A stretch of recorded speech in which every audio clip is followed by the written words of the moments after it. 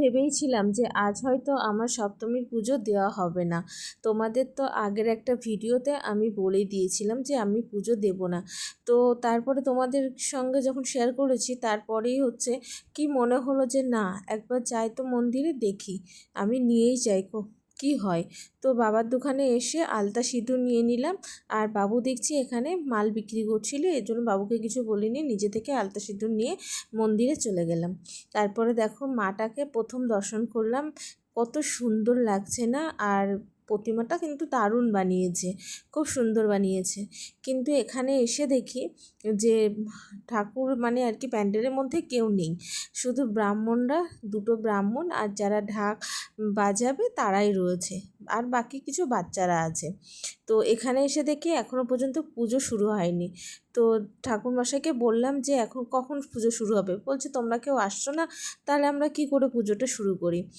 তো যাই হোক, তারপরে ঠাকুরমশাই বললো যে তুমি ফল বানাও। আর আমি এই হচ্ছে প্রথম যে দুর্গা মায়ের জন্য আমি নিজে হাতে ফল বানাচ্ছি। এর আগে কিন্তু মানে এত বছরে কিন্তু আমি কখনোই কোনো দিনও দুর্গা মায়ের জন্য ফল কখনো বানাইনি। এমনি অষ্টমীতে পুজো দিতাম, এবার প্রথম যে আমি সপ্তমীতে পুজো দিতে এসেছি। আমার তো ইচ্ছে ছিল যে এবার ষষ্ঠীতেও দেবো, কিন্তু ষষ্ঠীতে কখন পুজো হয়ে গেছে আমি নিজেও জানি না, যেহেতু অনেকটাই দূরে থাকি। আর এটা কিন্তু আমার বাবার বাড়ির দেশে। আর এবার কিন্তু মানে প্রতিজ্ঞাই করেছিলাম সপ্তমীতে এসে দেব। মা যদি চায় না তোমার হাতে পুজো ঠিকই নেবে। দেখো আগের একটা ভিডিওতে বলেছিলাম যে আমি পুজো হয়তো দিতে পারবো না, কিন্তু এসে এখন আমার নিজের মায়ের জন্য পুজো সব কিছু গোছাতে হচ্ছে। আর তার সঙ্গে এই ব্রাহ্মণ দুজন আমাকে সাহায্য করছে। এই যে কলা গাছটা দেখছো, এই কলা গাছটাকে কিন্তু বউ সাজিয়েছিলাম আমি। আর সেটা হচ্ছে ক্যামেরা শ্যুট মানে ভিডিও শ্যুটটা নিতে পারিনি, যখন আর কি পুজো স্টার্ট হয়েছিল তখন কোনো বাচ্চা ছিল না, এখানে একটা বাচ্চা ছিল, আমি তার দিয়েই বলেছিলাম আমাকে একটু ভিডিও করে দে। আর বাকি তো আমি একাই এসেছি, আমার সাথে কেউ আসেনি, আর তার জন্য কলা বউকে তোমাদেরকে দেখাতে পারলাম না।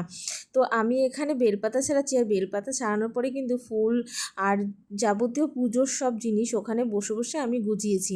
আর যখন আমি অঞ্জলি দিচ্ছিলাম তখন কিন্তু তোমাদের সঙ্গে শেয়ার করতে পারিনি। পাপোহং পাপো কর্মঃ দ্রাহিমাং।